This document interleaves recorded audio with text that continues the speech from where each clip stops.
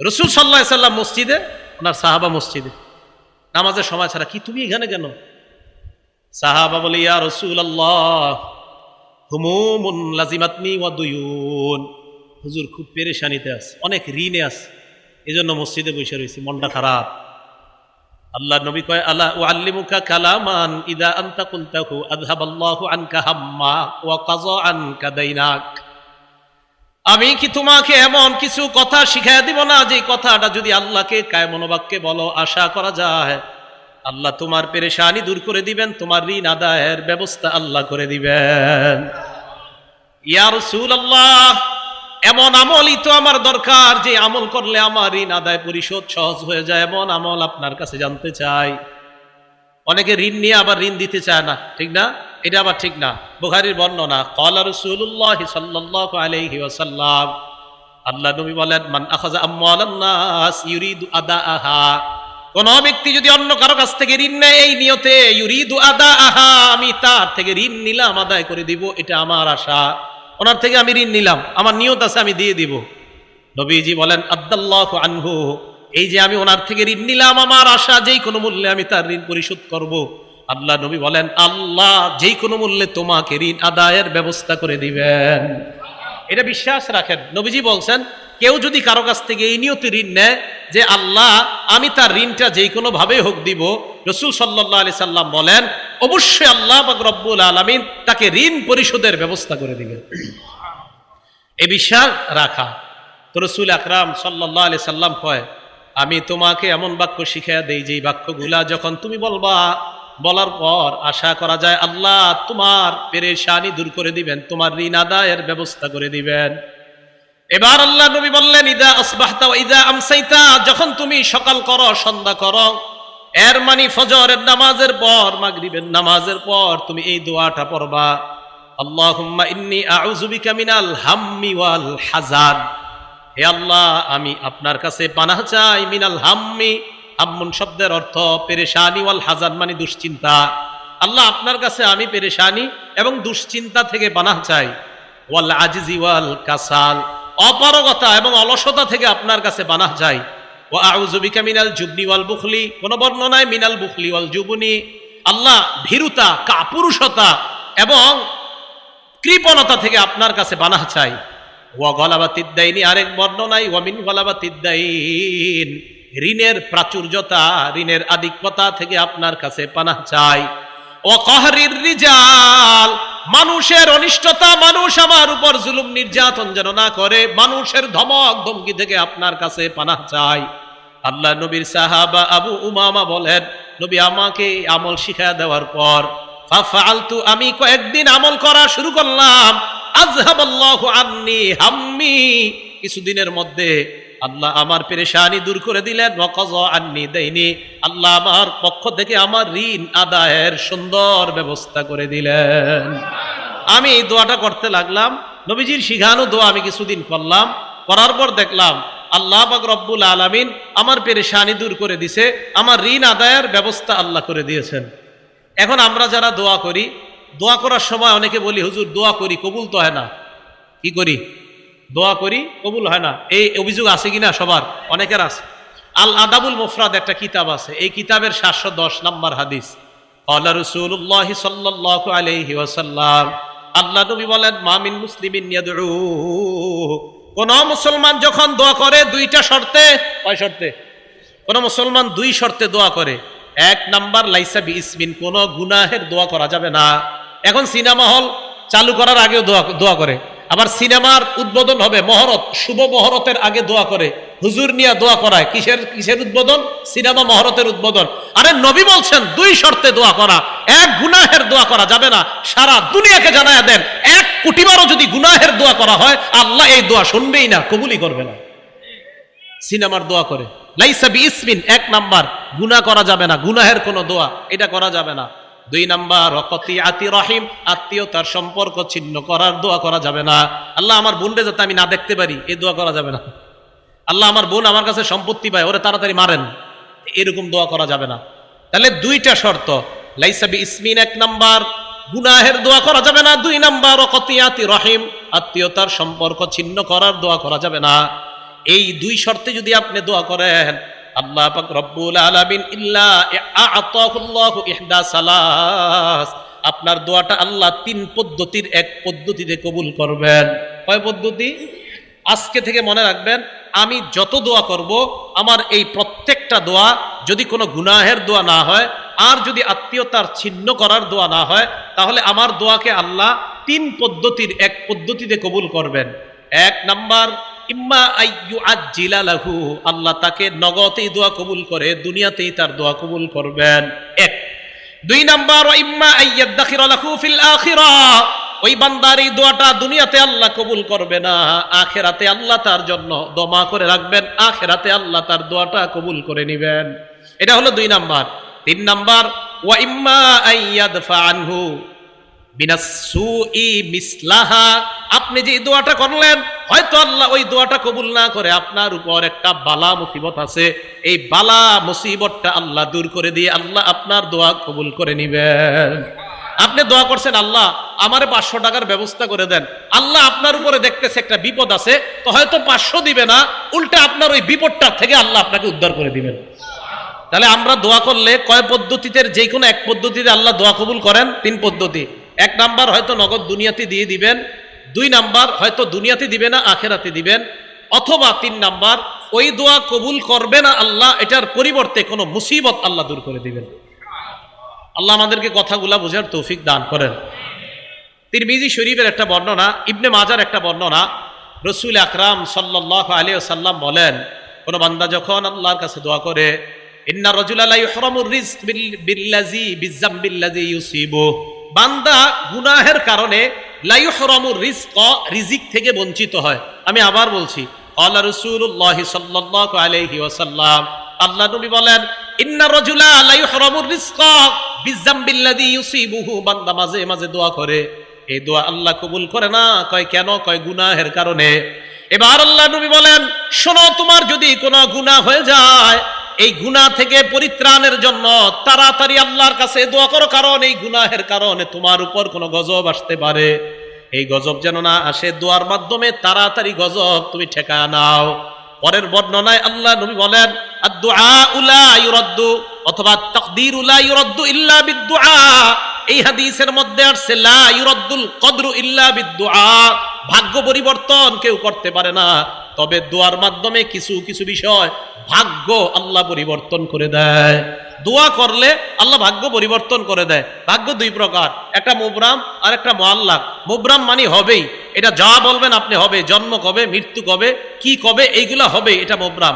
আর একটা মুআল্লাক, ঝুলন্ত আপনার ভাগ্যটা। এই মুআল্লাক যেটা, এটা আল্লাহ চাইলে আপনার দোয়ার মাধ্যমে পরিবর্তন করে দিতে পারেন। আপনার ভাগ্যে আছে কিছু একটা ভয়ঙ্কর কিছু, এটা ঝুলে আছে, কারণ আপনি দোয়া করছেন, আল্লাহ আমার উপর যেন মুসিবত না আসে, আল্লাহ আমার উপর যেন মুসিবত না আসে, মাবুদ আজকে সকালে যেই গুনাহ আমি করছি, এই গুনাহের কারণে আমার উপর গজব আসতে পারে, আল্লাহ গজব যেন না আসে। রাসূল বলেন, এই দোয়া করতেই থাকো, করতেই থাকো, এই আল্লাহকে বলতে বলতে ওই গজব আল্লাহ সেখানে যে ঝুলন্ত রাখছে, এটা সেখান থেকে আল্লাহ দূর করে দিবেন।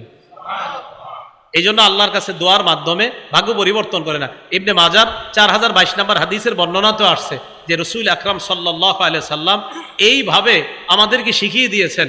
আরেক বর্ণনা আসছে, অনাগত, একটা হলো অনাগত গজব যেটা এখনো আসে নাই, এটার জন্য দোয়া করা। কিভাবে? পাশের এলাকায় মহামারী লাগছে, আল্লাহর কাছে দোয়া করা, আল্লাহ এই মহামারী যেন আমার এলাকায় না আসে। আরেকটা হলো গজব আইসা গেলে দোয়া করা, একটা হলো আসার আগে, আর একটা আইসা গেলে দোয়া করে এটাকে সরানোর চেষ্টা করা।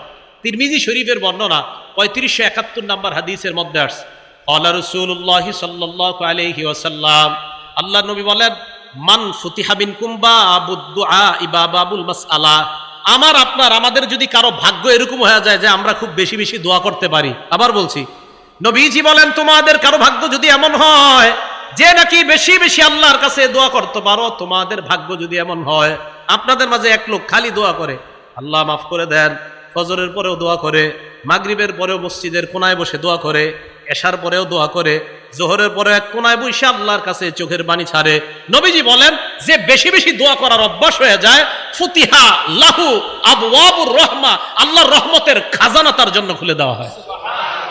তাহলে বেশি দোয়া করার যার অভ্যাস আছে, আল্লাহর রহমতের খাজানা তার জন্য খুলে যায়।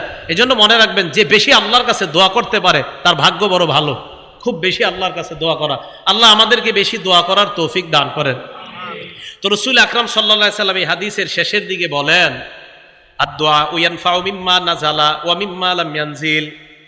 যেই গজব নাজিল হয়েছে এই গজবেও দোয়া কার্যকারী, যেই গজব নাজিল হয় নাই ওই গজবেও দোয়া কার্যকারী। যেই গজব নাজিল হয়েছে এই গজবেও, এই গজবটা দূর করার জন্য দোয়া কার্যকারী, আর যেই গজব নাজিল হয় না এটা দূর করার জন্য দোয়া কার্যকারী। তাহলে গজব নাজিল হয় এটার জন্য দোয়া কার্যকরী, আর যদি গজব নাজিল না হয় এটা দূর করার জন্য দোয়া কার্যকারী। কিভাবে? গজব পাশের এলাকায় আসছে, আমার এলাকায় এখনো আসে নাই, আল্লাহ করোনা তো এলাকায় আছে, আল্লাহ এই এলাকায় যেন না আসে।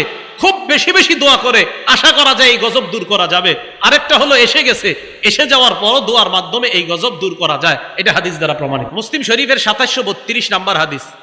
এই জায়গায় আপনারা বৈশা যদি আরবের কারোর জন্য দোয়া করেন, মনে করেন আপনার ভাই বিদেশ থাকে, আল্লাহ আপনি মাফ করে দেন, আল্লাহ কাশ্মীরের মুসলমানদেরকে হেফাজত করেন, আল্লাহ আরাকানের মুসলমানদেরকে হেফাজত করেন, এই দোয়া যদি আপনি করেন, মাবুদ যারা নির্যাতিত মুসলমান আলেম ওলামা তাদেরকে আপনি হেফাজত করেন, জুলুম থেকে আপনি বাঁচান, এই দোয়া যদি আপনি করেন। এবার হাদিস শুনেন, মুসলিম শরীফের 2732 নম্বর হাদিসের বর্ণনা।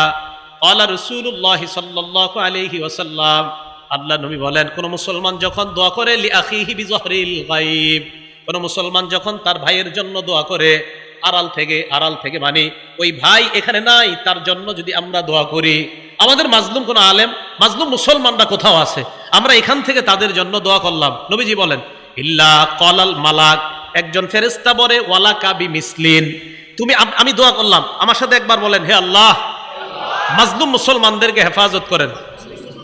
এই মুহূর্তে ফেরেশতা আমাদের প্রত্যেককে বলছে, তুমি যেই দোয়াটা করলা আল্লাহ যেন তোমাকে বিপদ আপদ থেকে হেফাজত করে। এই মুহূর্তে ফেরেশতা বলছে, হ্যাঁ সত্যি বলছি, আমাকেও বলছে ওয়ালাকা বিমিসলিন, তুমি যেই দোয়া মাজলুমদের জন্য করলা আল্লাহ যেন তোমাকেও জুলুম থেকে হেফাজত করে।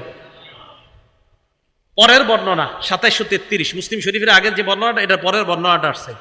ক্বালা রাসূলুল্লাহ সাল্লাল্লাহু আলাইহি ওয়াসাল্লাম, দাওয়াতুল মারইল মুসলিমি লিআখিহি বিযহরিল গায়ব মুস্তাজাবাহ, কোন মুসলমান যখন তার ভাইয়ের জন্য দূর থেকে দোয়া করে মুস্তাজাবাহ, দোয়াটা কবুল হয়েই যায়। না আমরা ওরকম দোয়া করতে পারছি না, মনে হয় যারা বিপদে আছে তাদের জন্য ওইভাবে দোয়া হচ্ছে না আমাদের, তাই তাদের দোয়াটা আল্লাহ কবুল করতেছে না, কারণ আমরা ওইভাবে করতে পারতেছি না, যেইভাবে করা উচিত বলা উচিত ওইভাবে হচ্ছে না আমাদের দোয়াটা। কথা বুঝে আসে নাই? কারণ দোয়া করার সময়ও 1000 ক্যামেরা ফিট করে রাখে যে দোয়াটা কালকে পেপারে দিবে, বুঝেন নাই? ওই দোয়া কেমনে হইব, দোয়াকারী চিন্তা করবো আমার কিরম দেখা যায় দেখি, সামনে যারা আছে এরাও এই চিন্তা করবে, আজীব এক মাসালা হয়ে গেছে, দোয়া করবেন কেমনে আপনি?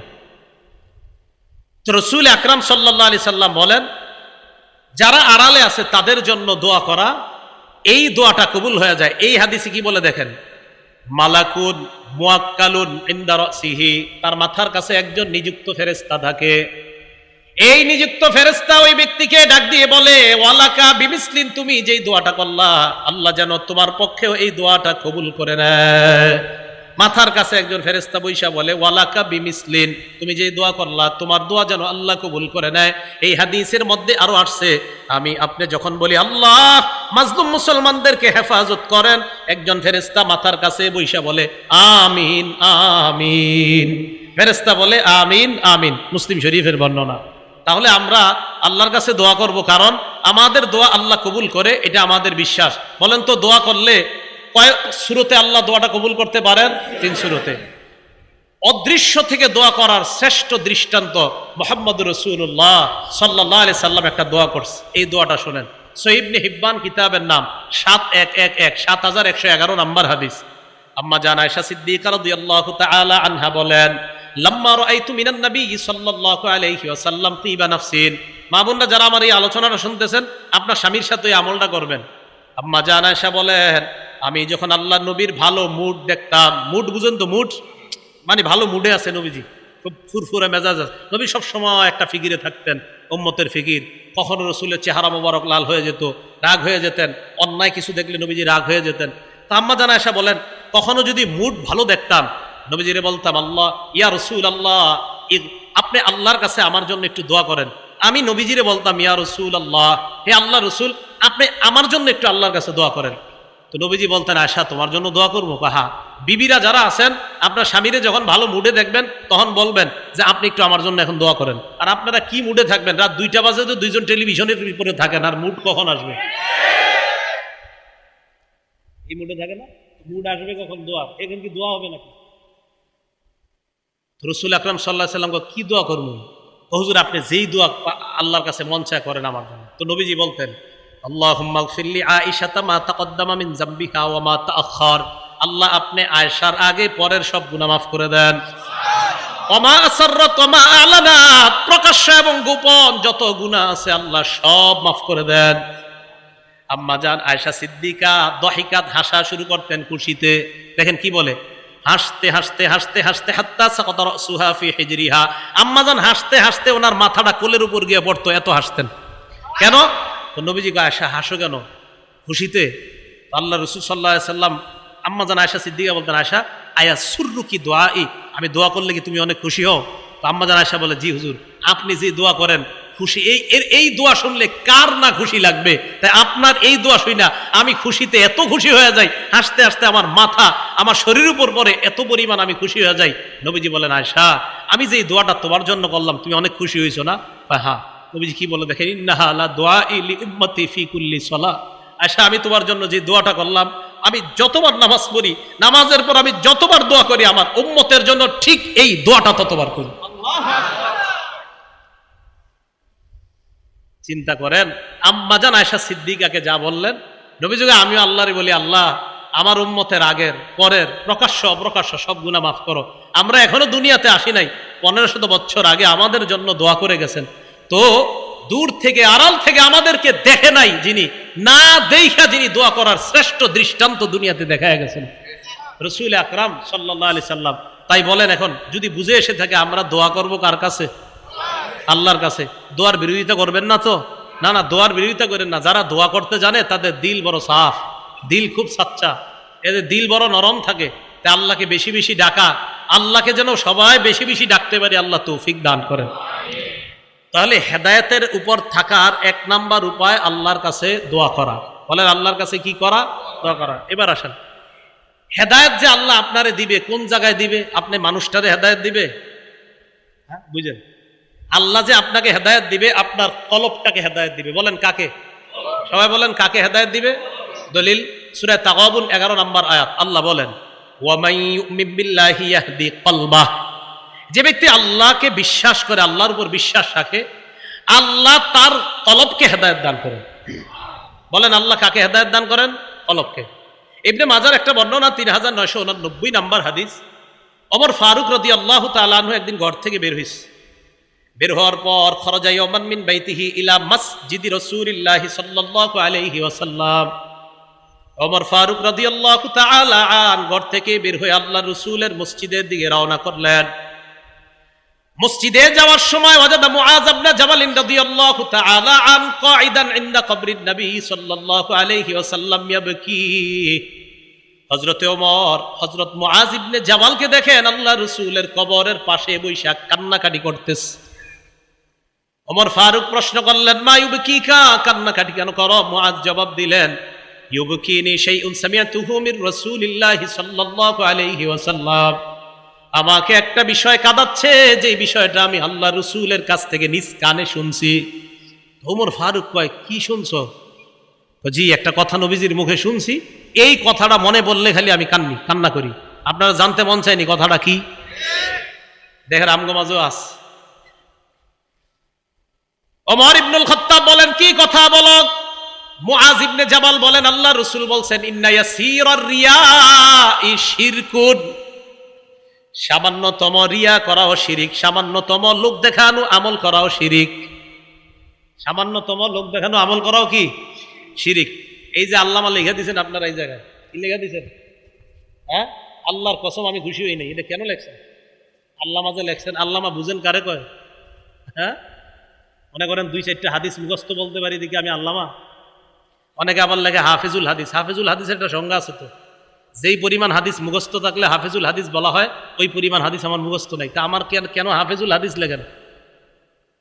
এই আল্লামা লিখবেন না, আপনাদের এই লেখাতে আমি খুশি হইনি। আল্লামা লিখবেন না। যার সাথে মোবাইলে কথা বলেন ও বারবার বলে আল্লামা লেখা নিষেধ, হয়তো এই জায়গায় বলা হয় নাই। আল্লামা লিখেন না। আল্লামার একটা ওয়েট আছে, একটা ওজন আছে। বলতেছেন হুজুর আপনি খুব বিনয় দেখাচ্ছেন, ঘোড়ার ডিম দেখাইতেছি। আল্লামা এটা না লেখা বিনয় না, আল্লামা ও এত ঘোড়ার ডিমের ব্যাপার। আল্লামা কারে লেখেন আল্লামা? আমি তো বুঝি না কি লেখছেন এটা আল্লামা, মানে মন চাইলে লিখে দিয়েছেন আল্লামা। আল্লামারা সামনে আসে না, আল্লামারা নির্বিধিতে আড়ালে আছে, জায়গায় জায়গায় আছে। এদেরকে চিনবেন না, বুঝবেন না, এদেরকে খুঁজে খুঁজে ওলামা একরাম চিনে নেয় জায়গায় জায়গায়। আল্লামা যেখানে সেখানে আল্লাহর হস্তে লাগাই দিয়েন না।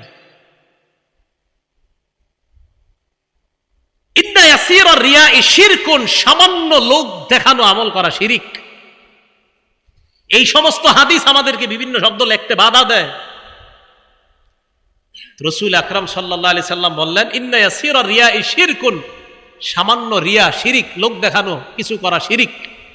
এখন আমি বয়ান করতেছি, মনে যদি একটু আসে বয়ানটা জানি কেমন হইতেছে, লোকেরা কেমন বলে, বা শিরিক, হাসা কথা, শিরিক হয়ে গেছে। ইন্না ইয়াসীরা রিয়াই শিরকুন, ইবাদত একমাত্র আল্লাহর জন্য করবেন। বলেন একমাত্র কার জন্য? আল্লাহর জন্য। ইবাদত সামান্য অংশ কাউকে দেখানোর জন্য করা যাবে না। তো রাসূল সাল্লাল্লাহু আলাইহি সাল্লাম এরপর বলেন, ইন্নাল্লাহা ইউহিব্বুল আতকিয়া আল আবরার আল আখফিয়া, অথবা আল আবরার আল আতকিয়া আল আখফিয়া। নবীজি বলেন নিশ্চয় আল্লাহ ভালোবাসেন আল আবরার পুণ্যবান, আল আতকিয়া মুত্তাকি, আল আখফিয়া যারা মানুষের থেকে নিজেদেরকে আড়াল রাখে, মানুষের থেকে নিজেদেরকে আড়াল রাখে। প্রকৃত আল্লামা যারা, তাদেরকে চিনবেন না, জানবেনও না।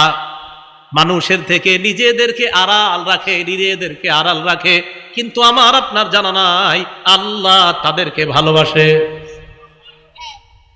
নবীজি বলেন তারা কারা জানুনি? আল্লাযীনা ইযা গাবু লাম ইফতাকাদু, যারা সমাজ থেকে 2-4 দিন যদি তারা না থাকে, কেউ তাদের খোঁজও নেয় না। 3-4 দিন এলাকায় নাই, পাইতেছেন না, আরে এই লোকটা চা খায় কই, কেউ খোঁজ নেয় না। 3-4 দিন নাই, খোঁজ নেয় না। নবীজি কয় জানো না, যার খোঁজ তোমরা নেও না, ওরে আল্লাহ কি পরিমাণ ভালোবাসে। ওয়াইদা হাদারু লাম ইউদআউ, ওই লোকটা যদি কোনো মজলিসের মধ্যে আসে, কেউ তারে কাছেও ডাকে না, বসে থাকে পিছনে। আবার ডাকলেও লাম ইউকরাবু বা লাম ইউরাফু, তাকে চেনে না, এমন ভাব ধরে, কে তুমি, কোন জায়গায় আছো, কই থাকো, চিনে না, ভাব ধরে না।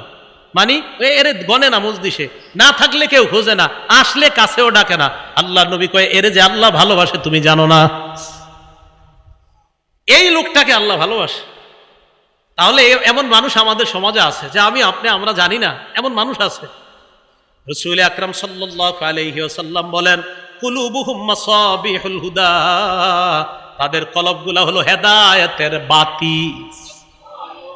এদের কলবগুলা হেদায়েতের বাতি, এই বাতি দিয়ে আপনাদের মাহফিল আলোকিত হয়েছে। রাসূল আকরাম সাল্লাল্লাহু আলাইহি সাল্লাম বলেন, ওই যে যারা হারিয়ে গেলে খোঁজো না, কাছে আসলে ডাকো না, এদের কলবগুলা হেদায়েতের বাতি, এদের কারণে এলাকা আল্লাহ টিকায় রাখে। তাহলে বলেন হেদায়েতের জায়গা কোথায়? কলব। আল্লাহ কলবকে হেদায়েত দান করে, সেটা বুঝাইতে চাইলাম আমি।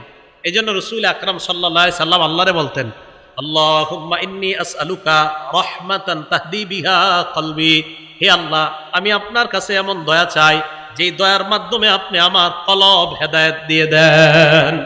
তাহলে বলেন আমার সাথে, ওলামারা ছাড়া অন্য যারা সাধারণ আছেন তারা আমার সাথে বাংলাটা বলেন, বলেন হে আল্লাহ আপনার কাছে এমন রহমত চাই, যেই রহমতের কারণে, যেই রহমতের মাধ্যমে, যেই রহমত দিয়ে আমার কলবকে হেদায়েত দান করেন। এই কথাটা বেশি বেশি আল্লাহরে বলবেন, ইনশাআল্লাহ হেদায়েতের উপর রেখেই আল্লাহ আপনার মৃত্যু দান করবেন। এটা একটা। আরেকটা সূরা ইউসুফের আয়াতটা যদি পড়তে পারেন, গালেবান 101 বা 111 নাম্বার আয়াত, 101ই হবে মনে হয়, বা 111 সম্ভবত, সূরা ইউসুফের। ফাতিরাস সামাওয়াতি ওয়াল আরদ আনতা ওয়ালিয়্যি ফিদ দুনিয়া ওয়াল আখিরা তাওয়াফফানি মুসলিমান ওয়া আলহিকনি বিস সালিহিন। হে আসমান জমিনের সৃষ্টিকর্তা, ফাতিরাস সামাওয়াতি ওয়াল আরদ তাওয়াফফানি মুসলিমা, আল্লাহ তুমি আমাকে মুসলমান অবস্থায় মৃত্যু দিয়ে দিও, ওয়া আলহিকনি বিস সালিহিন, নেককার মানুষের সাথে আমাকে তুমি মিলায়া দিও। ইউসুফ নবী বাদশা ছিলেন, নবী ছিলেন, এরপরে আল্লাহর কাছে দোয়া করতেন, আল্লাহ তাওয়াফফানি মুসলিমা। নবী কয় আল্লাহরে তাওয়াফফানি মুসলিমা, বাদশা আল্লাহরে কয়, বাদশা আবার নবী, খাদ্যমন্ত্রী আবার নবী, আবার উনি আল্লাহরে কয়, একজন নবী আল্লাহরে কয়। তাওয়াফানি মুসলিমা, আল্লাহ আপনি আমারে মুসলমান অবস্থায় মৃত্যু দিয়েন। কে বলছে? একজন নবী। তা আমি আপনি কি বলা উচিত আল্লাহকে? এই জন্য আল্লাহর কাছে খুব বেশি বেশি বলা।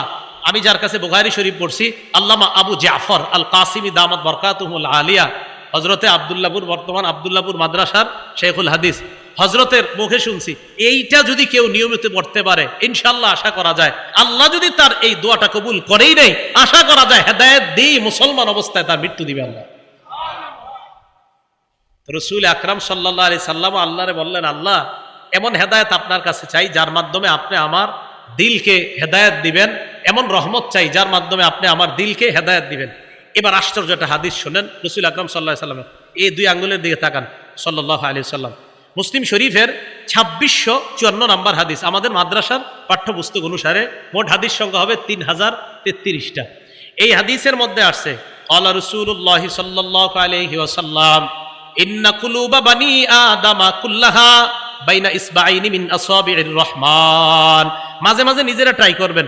এখন যার যে নিচে এইভাবে দুই আঙ্গুল দিয়ে, এই দুই আঙ্গুলের দিকে একটু তাকান, দেখেন আমার অনুবাদটা শোনেন আর আঙ্গুলের দিকে তাকান। রাসূল সাল্লাল্লাহু আলাইহি সাল্লাম বলছেন, শোনো উম্মত, পুরা দুনিয়ার সমস্ত কলবগুলা আল্লাহর এই দুই আঙ্গুলের মাঝে কাকলবিন ওয়াহিদিন, একটা কলবের মতো, মানে এট এ টাইম একই মুহূর্তে সারা দুনিয়ার কোটি কোটি কলবগুলা আল্লাহ একই মুহূর্তে একই সময় দেখতে পায়। এই দেখতেছে, আমি আরিফ বিন হাবিবের কলব দেখতেছি, আপনাদের কলব এক সময় আল্লাহ দেখতেছেন। মাঝে মাঝে চিন্তা করবেন যে আল্লাহ ইন্না লিল্লাহ, সর্বনাশ মাবুদ, তুমি তো আমার কলব এখন দেখতেছো। রাসূল আকরাম সাল্লাল্লাহু আলাইহি সাল্লাম এভাবে বলেন, দুই আঙ্গুলের মাঝে পুরা দুনিয়ার কলবগুলো একটার মতো। এবার কি করে দেখেন, ইউসাররিফুহু হাইসু ইয়াশা, যেইভাবে চায় এইভাবে নাড়াইতে পারে।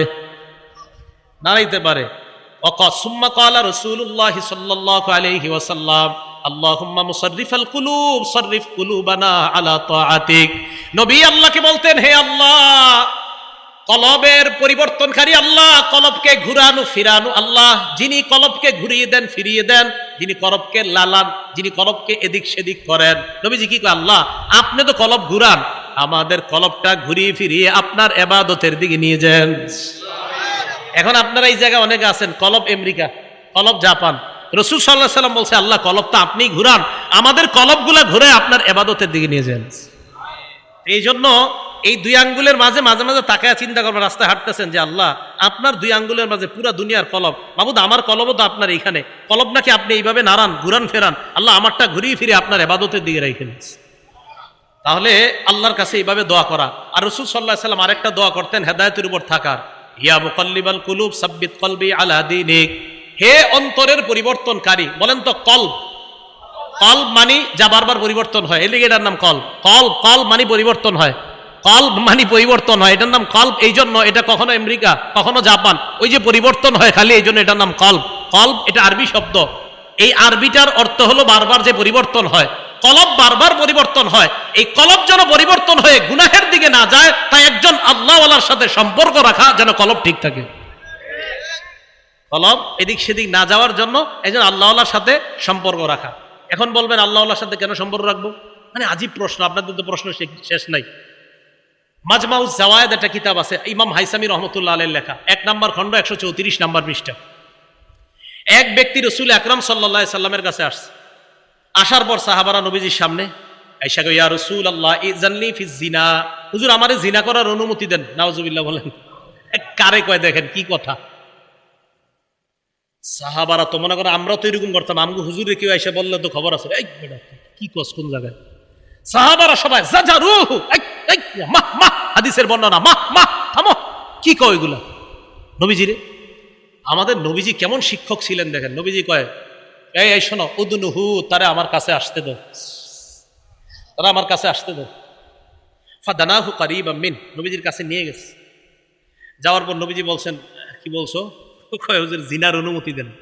আল্লাহ রাসূল সাল্লাল্লাহু আলাইহি সাল্লাম দেখেন কিভাবে সংশোধন করে।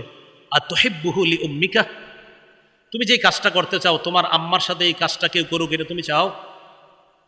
ওই ব্যক্তি কয়, লা জাআলানি আল্লাহু ফিদাকা ইয়া রাসূলুল্লাহ, হুজুর আপনি কি বললেন, অসম্ভব। আল্লাহ নবী বলেন, ফান্নাসু লা ইউহিব্বুনাহু লিউম্মাহাতিহিম, তুমি যেমন তোমার মায়ের সাথে এই অপকর্মটা চাও না, কোন মানুষ তাদের মায়ের সাথে এই অপকর্ম তুমি করবা এটাও তারা চায় না। উনি চুপ হয়ে শুনতেছে। আর তুহিব্বুহু লিইবনাতিক, তুমি কি তোমার মেয়ের সাথে অপকর্ম কেউ করো এটা পছন্দ করো? ওই ব্যক্তি জবাব দেয়, লা জালানি আল্লাহু ফিদাকা ইয়া রাসূলুল্লাহ, না হুজুর এটা অসম্ভব। আল্লাহ নবী বললেন, ফান্নাসু লা ইউহিব্বুনাহু লিযালিক, মানুষ এটা পছন্দ করে না যেই কারণে তুমি পছন্দ করো না। ফান্নাসু লা ইউহিব্বুনাহু লিবানাতিহিম, তাদের মেয়েদের সাথে এমন অপকর্ম তুমি করবা কোন বাবা এটা পছন্দ করবে না। আতুহিব্বুহু লিউখতিকা, তোমার বোনের সাথে অপকর্ম তুমি পছন্দ করবা কিনা? না ইয়া রাসূলুল্লাহ, আল্লাহ নবী বললেন, ফান্নাসু লা ইউহিব্বুনাহু লিআখাওয়াতিহিম, কেউ তাদের বোনের সাথে অপকর্ম করবা এটা পছন্দ করে না। আতুহিব্বুহু লিখালাতিকা, তোমার খালার সাথে কেউ অপকর্ম করবে পছন্দ করো? লা ইয়া রাসূলুল্লাহ, না এটা আমি পছন্দ করি না। ফান্নাসু লা ইউহিব্বুনাহু লিখালাতিহিম, মানুষ তার মায়ের সাথে খালার সাথে এই অপকর্ম করা পছন্দ করবে না। আতুহিব্বুহু লিআম্মাতিকা, তোমার ফুফুর সাথে এই অপকর্ম পছন্দ করবা কিনা? লা ইয়া রাসূলুল্লাহ, আল্লাহ নবী বললেন, ফান্নাসু লা ইউহিব্বুনাহু লিআম্মাতিহিম, কেউ তাদের ফুফুর সাথে তুমি এমন অপকর্ম করবা এটা পছন্দ করে না। আল্লাহ নবী এভাবে হাত রাখলেন, রাখার পর বললেন, আল্লাহুম্মা গফির যামবাহ, আল্লাহ তার গুনাহগুলো আপনি মাফ করে দেন। ওয়াতাহহির কলবাহ, আল্লাহ তার কলবটা আপনি পবিত্র বানায় দেন। ওয়াহাসসিন ফারজাহ, আল্লাহ তার লজ্জাস্থানটাকে আপনি একদম হেফাজত করেন। তাহলে শায়েখের দরকার আসেনি? শায়েখের দরকার আসেনি? এই যে শায়েখ বলতেছে, আল্লাহরে বলতেছে, আল্লাহর কাছে কেন যাবেন জানেন? আল্লাহ আপনার জন্য দোয়া করবে। আপনি তো ওনার কাছে যাবেন, যাওয়ার পর সব হালাত বলে আসবেন, হুজুর আমি তো এই সমস্যা আছে। আপনি যা ইসা পড়ছেন আপনি জানেন না উনি যে তাহাজ্জুদ করে আপনার জন্য দোয়া করে। এই দোয়ার কারণে ওই যে আল্লাহরে বলে, আল্লাহ এই ছেলেটা আমার কাছে আসছে, আল্লাহ তারে গুনাহ করায়েন না। এই যে নবীজি বলতেছে, আল্লাহ তার গুনাহ মাফ করে দেন। অতহির কলবা, আল্লাহ তার কলবটা আপনি পবিত্র বানায় দেন। ওয়াহাসসিন ফারজা, আল্লাহ তার লজ্জাস্থানটাকে আপনি হেফাজত করেন। এই দোয়া করার পর সাহাবারা বলে, এই সাহাবার এমন অবস্থা হয়েছে ভবিষ্যতে, ফালাম ইয়ালতাফিত ইলা শাইইন, এর পর থেকে আর নারী তো দূরের কথা, কোন জিনিসের দিকেও এইভাবে সে ঘুরে কখনো তাকাইতো না। তাহলে দেখেন, কলব পবিত্র করার জন্য একজন শিক্ষকের অবশ্যই প্রয়োজন। আমি বুঝাইতে চাইলাম, আল্লাহ ওয়ালা উলামায়ে কেরাম আশেপাশে যারা আছে, আল্লামা নুরুল হক সাহেব, আল্লামা মুফতি দেলাওয়ার সাহেব আসে, এদিকে আপনাদের হযরত মাওলানা শেখুল হাদিস হেলাল উদ্দিন সাহেব আছেন, আরো বড় বড় উলামায়ে কেরাম, আপনাদের ফুলবাড়িয়ার শেখুল হাদিস সাহেব মনে মারা গেছেন না, উনি নাকি কোন আরেকজন মারা গেছেন, ফজলুল হক সাহেব, এই যে কিছুদিন আগে যিনি মারা গেলেন, এই সাভারের আশেপাশে ধামরায়ের ইসলামপুর মাদ্রাসা শেখুল হাদিসের। তো যাই হোক, বড় বড় উলামায়ে কেরাম যারা, তাদের সাথে কেন সম্পর্ক রাখবেন? আল্লাহ ওয়ালাদের সাথে যাদের সম্পর্ক, ওনারা আপনার কলবকে এমনভাবে সংশোধনের কাজ করবে যে আপনার মাথায়ও আসবে না, এত সুন্দরভাবে কাজ করবে। তো বুঝাইতে চাইলাম, কলবটার মধ্যেই হেদায়েত দেয় আল্লাহ, এটা হেদায়েতের জায়গা। তা এটা সাফ করার জন্য একজন শিক্ষকের প্রয়োজন, এটা বুঝাইতে চাইলাম। আল্লাহ আমাদের সকলকে যেন কলবের ভিতর হেদায়েতের নূর ঢুকায় দেয়, আল্লাহ তৌফিক দান করেন। তাহলে বলেন, হেদায়েতের জায়গা কই? কলব। আল্লাহর কাছে দোয়া করব হেদায়েতের, আল্লাহ হেদায়েত দেয় কলবকে, কারণ হেদায়েতের জায়গা কলব। শুধু হেদায়েতের জায়গা যে কলব এমন না, ঈমান যেই জায়গায় আল্লাহ ফিট করে দেয় এই জায়গাটার নামও কলব। সুবহানাল্লাহ। দলিল সূরা মুজাদালার 22 নম্বর আয়াত, দেখেন আল্লাহ কি বলে, উলাইকা কাতাবা ফি কুলুবিহিমুল ঈমান, তাদের অন্তরের মধ্যে আল্লাহ ঈমান লিপিবদ্ধ করে দিয়েছেন। অন্তরে আল্লাহ ঈমান লিপিবদ্ধ করে দিয়েছেন, কলবের মধ্যে আল্লাহ ঈমান লিপিবদ্ধ করে দিয়েছেন। শুধু তাই নয়, এই কলব কেন হেদায়েতের নূর ঢুকানো দরকার? কারণ কলবের মধ্যে আল্লাহ কোরআন রাখে। কি রাখে? কি কোরআন যে কলবে থাকে না জানেন না? কেমনে জানবেন? কইবেন যে দলিল আছে কিনা। এই বর্তমান যুগে আবার খুব ভয়ঙ্কর সময় চলতেছে, কথায় কথায় জিগায় দলিল কি, কোত্থেকে যে শিখছে এই প্রশ্ন আল্লাহ জানে। তো এই জন্য ইদানিং দলিলের উপরে খুব লাগছি, যেহেতু কথায় কথা দলিল, এখন আবার সুর পাল্টাই লেতেছে দলিল দেওয়া শুরু করাতে। কি দেওয়া শুরু করাতে? হ্যাঁ, দলিল দেওয়া শুরু করাতে এখন সুর অন্যদিকে গেছে ওনাদের। এখন এটা আর কয় না। কেন কয় না? ভবিষ্যতে বলবো কোনো একদিন, কেন বলে না। তো দলিল দেওয়া শুরু করার পরে আলহামদুলিল্লাহ এখন আর এটা বলে না। এরকম দলিল আমি শুধু দিই না, আমাদের হাজার হাজার এমন ছাত্র আছে দলিল দেওয়ার মতো, আসে না। যখন আসা শুরু হবে তখন তো দলিলের বন্যা বয়ে যাবে। এই জন্য আপনারা বলবেন না, এদেরকে আনা হয় না, এখন আসে না, আসবে যখন দলিলের বন্যা বসবে, তখন বুঝবেন কি যে খালি আরেকজনকে বলেন 20 বছর বেটায় একটা আমল করে, আর আপনি হঠাৎ করতে একদিন বাংলা বই একটা বইরা এসে বলতেছেন আপনার ইবাদতে ভুল আছে। উনি গোড়ার গস কাটছে 16 বছর মাদ্রাসায়। রাসূল আকরাম সাল্লাল্লাহু আলাইহি ওয়াসাল্লাম ওরা সাহাবাদেরকে তৈরি করছেন। আস্তে আস্তে তো যাই হোক বলতেছিলাম, দলিল চায় যে কোরআন যে দিলের মধ্যে রাখে। সূরা বাকারাতে আল্লাহ বলেন, ইহুদি খ্রিস্টানরা, ইহুদিরা বিশেষ করে বলে, মান কানা আদুওয়াল লিজিবরিলা, নবী আপনি বলেন যারা বলে জিবরিল হলো তাদের শত্রু, ফাইন্নাহু নাযালাহু আলা কলবিকা, আপনি বলেন জিবরিল আমিন আল্লাহর হুকুমে, ফাইন্নাহু নাযালাহু আলা কলবিকা বিইজনিল্লাহ, আল্লাহর হুকুমে জিবরিল আমিন কোরআনটা আপনার কলবের মধ্যে রেখে দেন। তাহলে কোরআন কোথায় রাখে? কোরআন কোথায় রাখে? হেদায়েত কোথায় রাখে? এই জন্য হেদায়েতের নূর দ্বারা কলব সাফ করা, যেন এখানে কোরআন থাকে, এখানে ঈমান থাকে। বুঝাইতে চাইলাম হেদায়েতের জায়গা কলব। তাই আল্লাহর কাছে যখন দোয়া করব, এইভাবে দোয়া করা, আল্লাহ আপনি এমন রহমত দান করেন যে রহমতের মাধ্যমে আমার কলবকে আপনি হেদায়েত দান করেন। এখন কলবের মধ্যে যদি হেদায়েত ঢুইকা যায়, লাভ কি? এটার লাভ হলো হিংসা, বিদ্বেষ, অহংকার সহ যত রোগ আছে এই রোগগুলা বের হয়ে যাবে কলবে যদি হেদায়েতের আলো স্থান পেয়ে যায়। মুসলিম শরীফের 2564 নম্বর হাদিসের বর্ণনা, আলা রাসূলুল্লাহ সাল্লাল্লাহু আলাইহি ওয়াসাল্লাম, আল্লাহ নবী বলেন, লা তাহাসাদু, তোমরা পরস্পর হিংসা করবা না, ওয়ালা তানাজাসু, তোমরা পরস্পর ধোঁকাবাজি করবা না, ওয়ালা তাবাগাজু, তোমরা পরস্পর বিদ্বেষ পোষণ করবা না, ওয়ালা তাদাবারু, তোমরা একে অপরের ক্ষতি করার জন্য আড়ালে শত্রুতা করবা না, ওয়ালা ইয়াবি'ু বা'দুকুম আলা বাই'i বা'দিন, একে অপরের ক্রয় বিক্রয় করার সময় তোমরা অন্য কেউ গিয়ে ক্রয় বিক্রয় করবা না। ভাই সোয়েটারটা কত?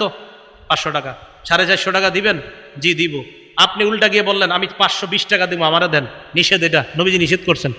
আমাদের দুইজনের লেনদেন চুক্তি পুরা শেষ, এখন উনি আমারে দিবে, প্যাকেট করা বাকি। ইতিমধ্যে আপনি এসে বলছেন, দেখতেছেন যে আমি 450 টাকা পাইয়া যাচ্ছি, আপনি এসে বললেন ভাই আমি 520 টাকা দিব। উনি চিন্তা করে দেখে 70 টাকা লাভ আপনার কাছ থেকে, আমারে কয় কি বাজারটা একটু ঘুরে আসেন। কি ঘুরে আসেন ভাই? একটু বাজার ঘুরে আসেন, আপনার দিতেছি আমি। মানে এটা হেরে দিয়া দেয়, পরে ডুপ্লিকেট একটা ধরাই দিবে। রাসূল সাল্লাল্লাহু আলাইহি ওয়াসাল্লাম এটা নিষেধ করছে। আমাদের সমাজে আরেকটা হয়, এটাও নিষেধ। বিসমিল্লাহ। ওয়ালা ইয়াখতিব আহাদু, আল্লাহুম্মা লাকাল হামদু ওয়া লাকাশ শুকরু, ওয়ালা ইয়াখতিব আহাদুকুম আলা খিতবাতি আখিহি। রাসূল আকরাম সাল্লাল্লাহু আলাইহি সাল্লাম বলেন, তোমাদের কেউ বিবাহের প্রস্তাব দেওয়ার পর এই বিয়ের প্রস্তাবের উপর আবার প্রস্তাব না দাও।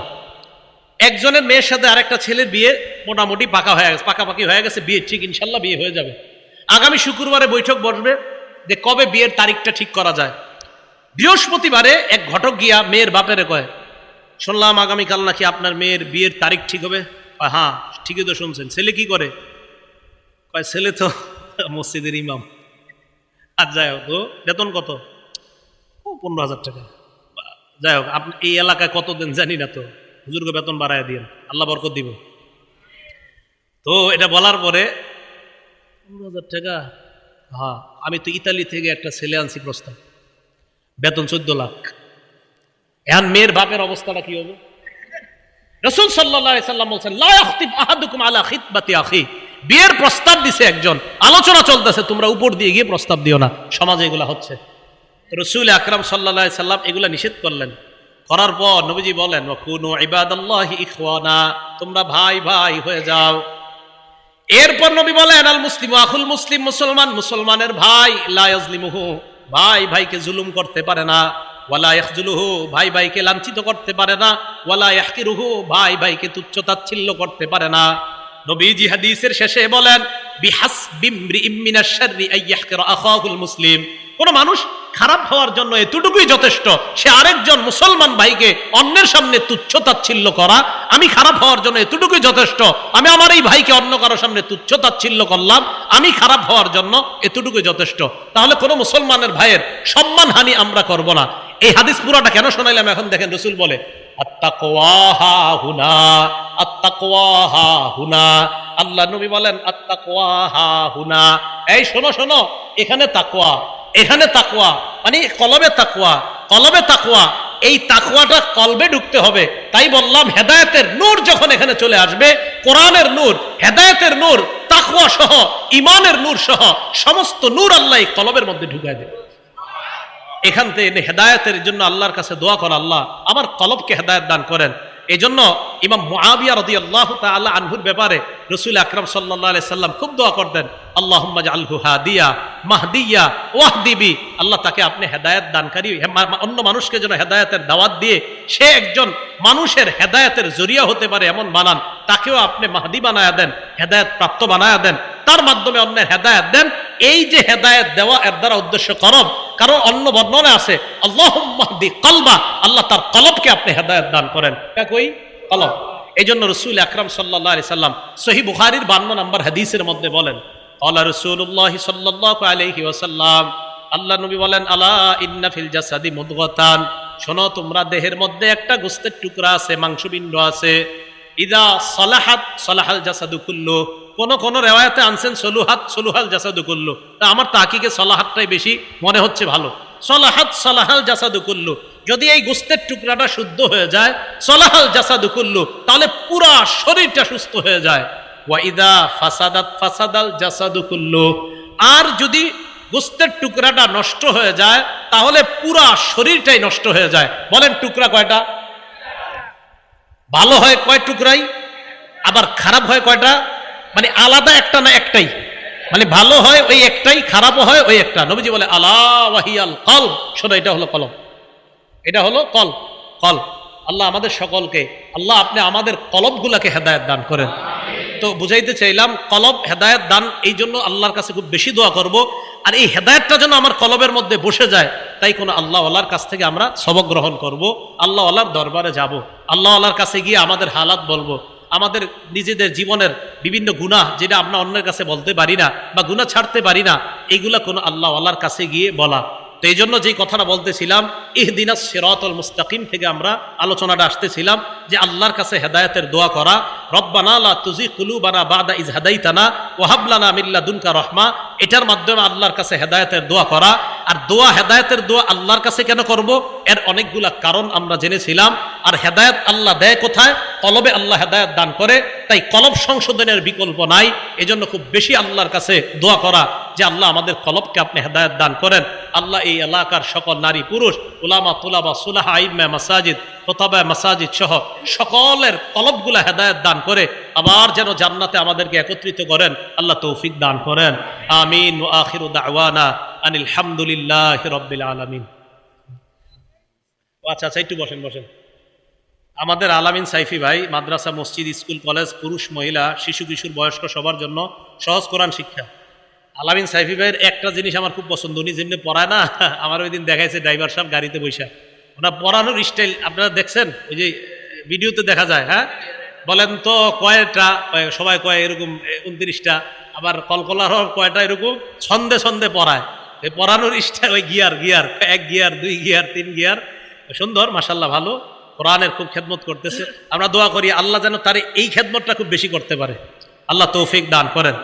তো যাই হোক, হ্যাঁ আচ্ছা মাঠেও আছে, মসজিদও আছে, সব জায়গায় কাজ করতেছে। তো যাই হোক, এখন এই আলামিন ভাইয়ের এই সহজ কোরআন শিক্ষা মাশাআল্লাহ উনি খুব যত্ন সহকারে এটা লিখছেন, সংকলন করেছেন, আমাকেও দেখিয়েছেন, আমি মোটামুটি ভাবে দেখছি।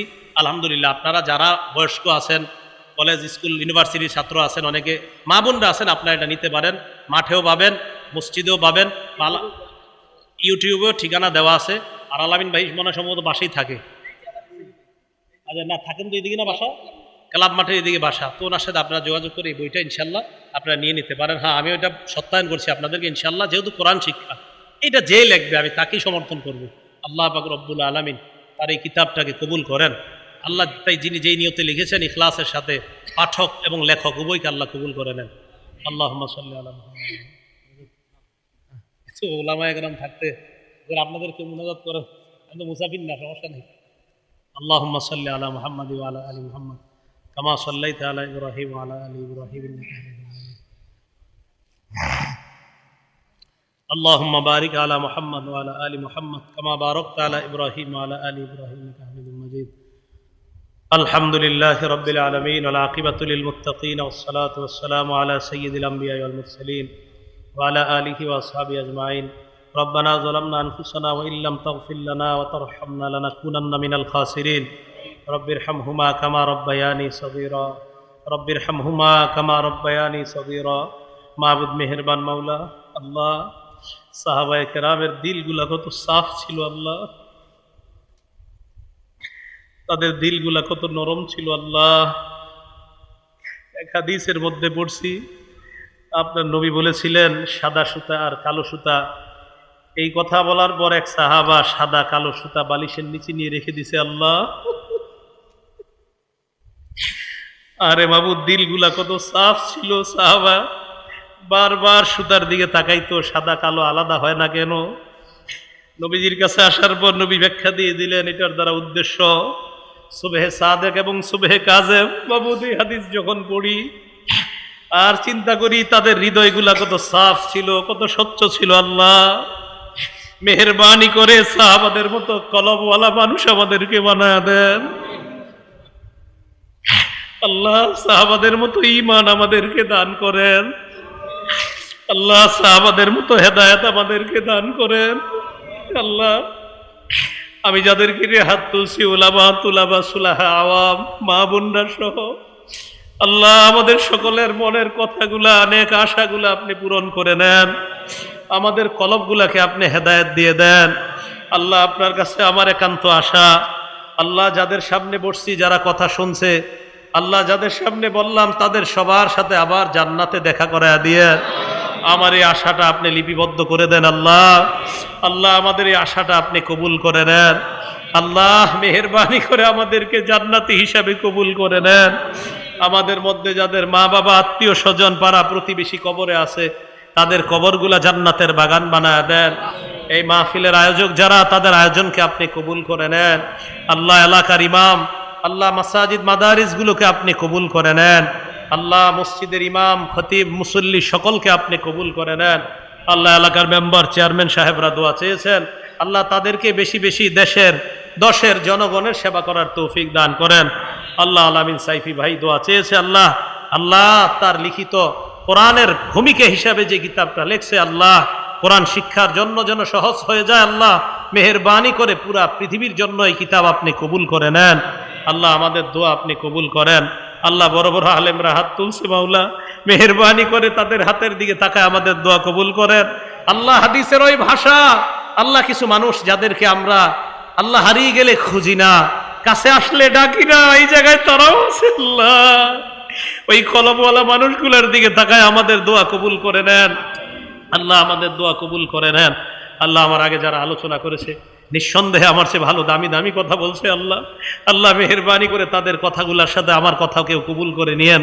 আল্লাহ আমাদের দোয়া আপনি কবুল করে নেন আল্লাহ যা বললাম যা শুনলাম সবাই যেন আমল করতে পারি তৌফিক দান করেন আল্লাহ আমাদেরকে হেদায়েত দান করেন আল্লাহ আমাদেরকে হেদায়েত দান করেন আল্লাহ আমাদেরকে হেদায়েত দান করেন আল্লাহ যারা ঋণী তাদের ঋণ পরিশোধের ব্যবস্থা করে দেন আল্লাহ মেহেরবানি করে আল্লাহ আল্লাহ রফিক ভাই আল্লাহ ওনার জন্য দোয়া চাওয়া হয়েছে আল্লাহ তার সব নেক আশাগুলো আপনি পুরা করেন দুনিয়ার সমস্ত বালা মুসিবত থেকে তাকে আপনি হেফাজত করেন আল্লাহ মেহেরবানি করে ইসলাম প্রিয় মুসলমান তাওহীদি জনতা আল্লাহ তাদের সকলকে বিপদ আপদ থেকে আপনি হেফাজত করেন আল্লাহ যারা মাজলুম তাদেরকে আপনি হেফাজত করেন আল্লাহ যারা নির্যাতিত অবস্থা আছে তাদেরকে হেফাজত করেন আল্লাহ আমাদের এই দেশটা সমস্ত বিপদ আপদ থেকে হেফাজত করেন আল্লাহ দেশের খনি আল্লাহ মেহেরবানি করে গ্যাস বিদ্যুৎ আল্লাহ এই নিয়ামত থেকে আমাদেরকে আপনি বঞ্চিত করেন না মেহেরবানি করে আল্লাহ এই নিয়ামত আমাদেরকে আপনি ভরপুর দান করেন আল্লাহ আল্লাহ খতিব সাহেব রাকিব সাহেব আল্লাহ মেহেরবানি করে তাকেও আপনি কবুল করে নেন আল্লাহ উলামা একরাম সকলকে আপনি কবুল করে নেন আল্লাহুম্মা সাল্লি ওয়া সাল্লিম ওয়া বারিক আলা মুহাম্মদ সুবহানা রাব্বিকা রাব্বিল ইজ্জাতি আম্মা ইয়াসিফুন ওয়া সালামুন আলাল মুরসালিন আলহামদুলিল্লাহি রাব্বিল আলামিন আমিন আসসালামু আলাইকুম ওয়া রাহমাতুল্লাহি ওয়া বারাকাতুহু